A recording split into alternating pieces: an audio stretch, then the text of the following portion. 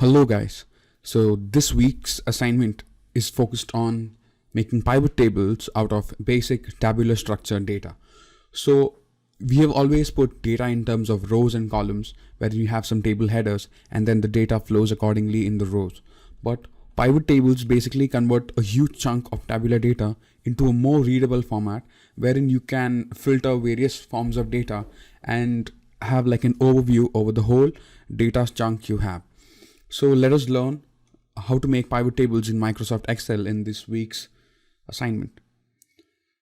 So according to the business context, I have taken the example of Best Buy, wherein a manager wants to create a report based on the electronic sales report done by his employees. So you would consider some random data and then try to use pivot tables over it. So let us put the title for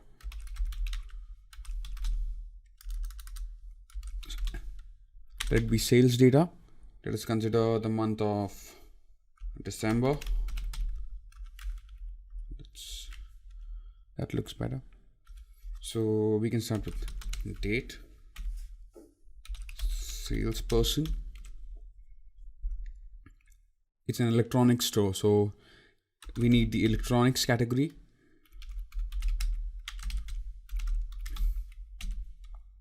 The quantity sold, the unit cost of the appliance or the electronic product,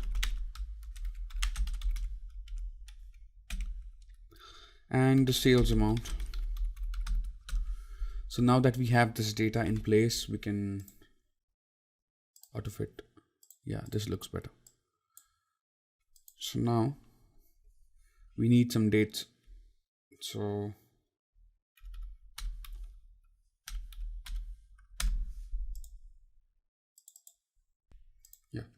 So currently we have considered 4 different dates, and for the 4 dates we have 4 employees. So I have added 4 rows for 4 employees. So let us have some random salespeople. So let us put some familiar names. We could just have 2 people, or we could have 4. Thomas and Anthony.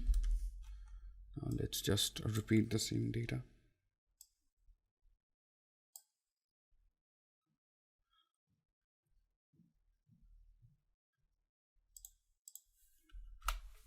Yeah. Now that we have this in place, let us have some electronic categories like mobile phones, washing machines, computers, and another category could be coffee maker.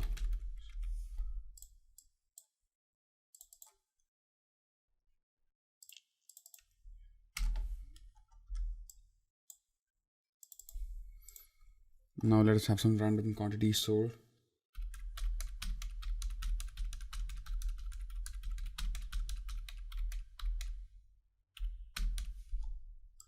The unit cost could be anything.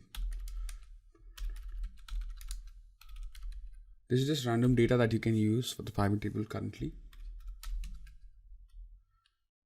We will be doing more in the intermediate part of the pivot table assignment.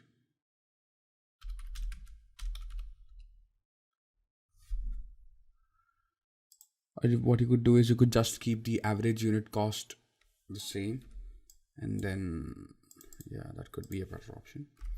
So for the sales amount, the formula would be the product of the quantity and the cost per electronic product. So it will be the quantity multiplied by the unit cost. So 3 into 200 is 600. We have this in place. Let's convert this to the currency format. Yeah. So now that we have this in place,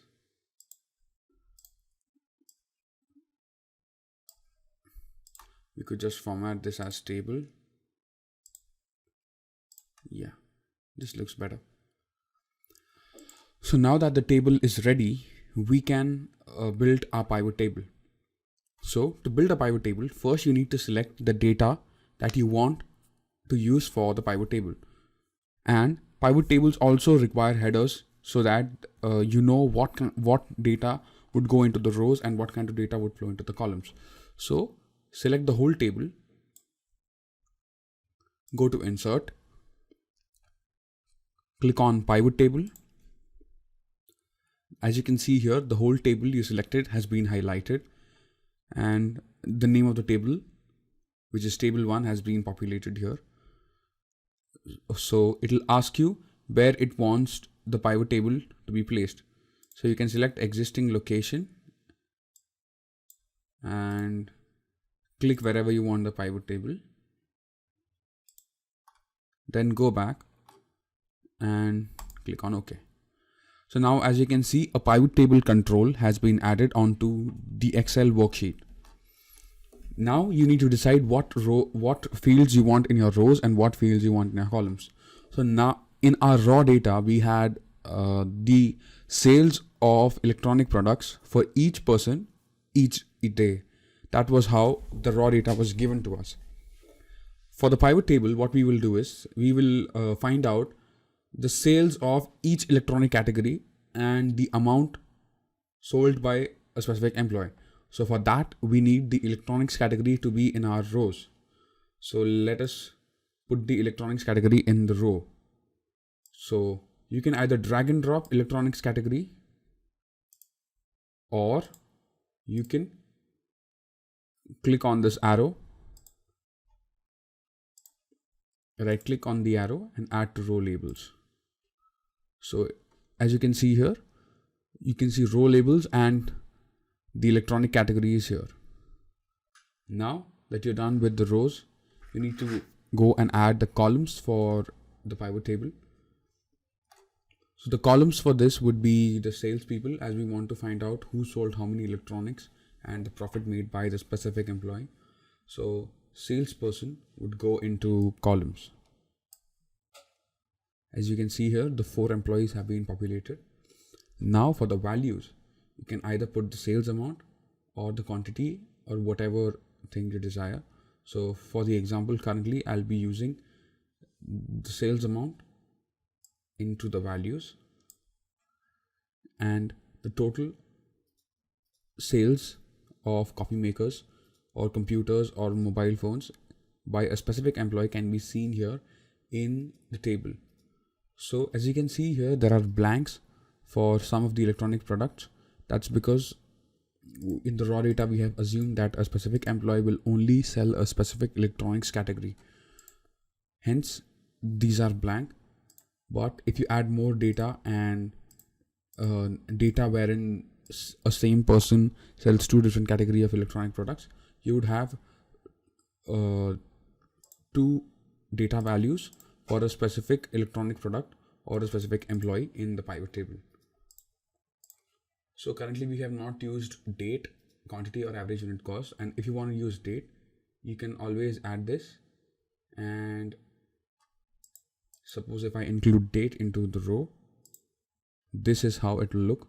So the pivot table will now show you how many coffee makers were sold by Anthony on the 1st, how many coffee makers were sold on the 2nd, 3rd and 4th.